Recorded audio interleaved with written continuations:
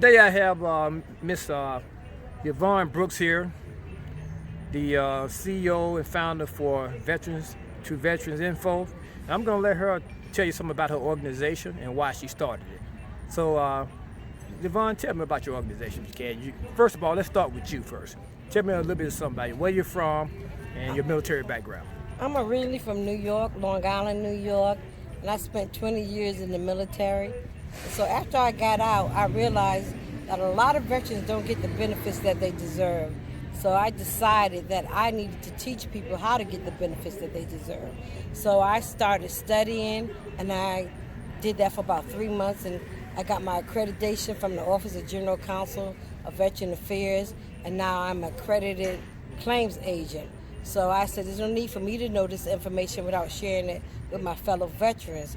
So I started a Facebook page about 6 years ago, and it's called Veteran to Veteran Info. We now have over 655,000 members, and our page has helped thousands of veterans receive the benefits that they deserve. We've saved thousands of veterans' lives, so it's not just a page where you learn regulatory guidance.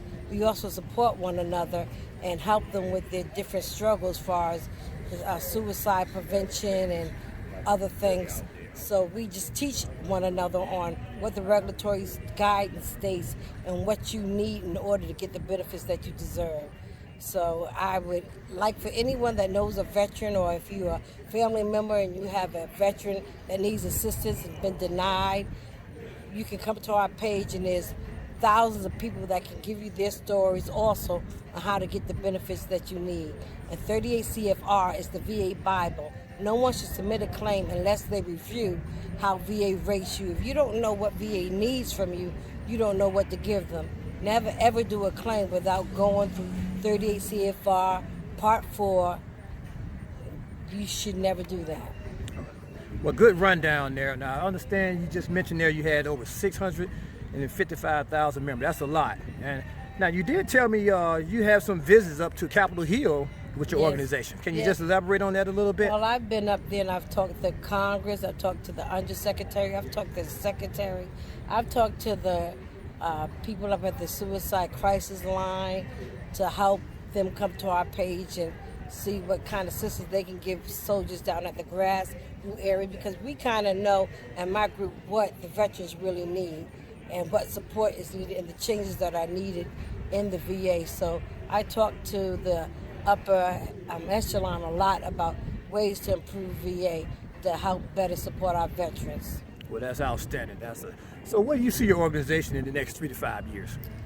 Well, we're practically global now because we reach out to veterans all around the world.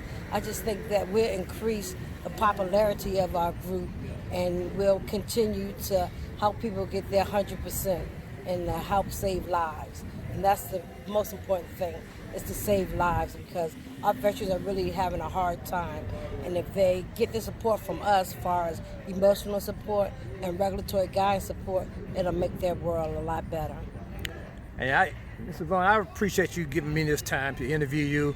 Now, just a little short moment. If you got a veteran out there right now who doesn't know what to do to try to get a claim or to need help, and if less than a minute here, what would you tell them? What kind of advice would you give them right now?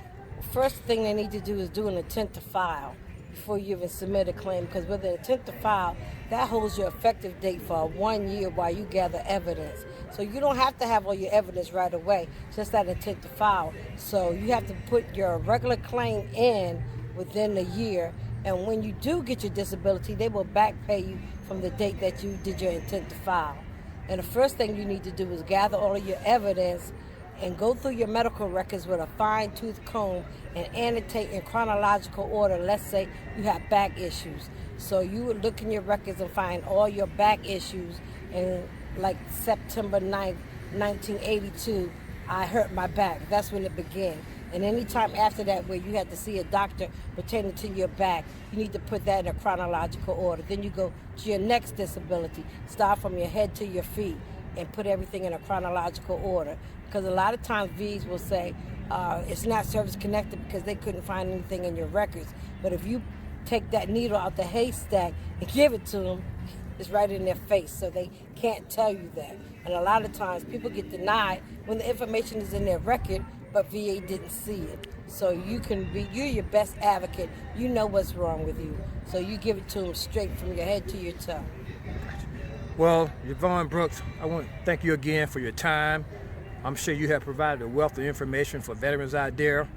And I just want to say thank you and continue to do great things for the veterans. You're welcome.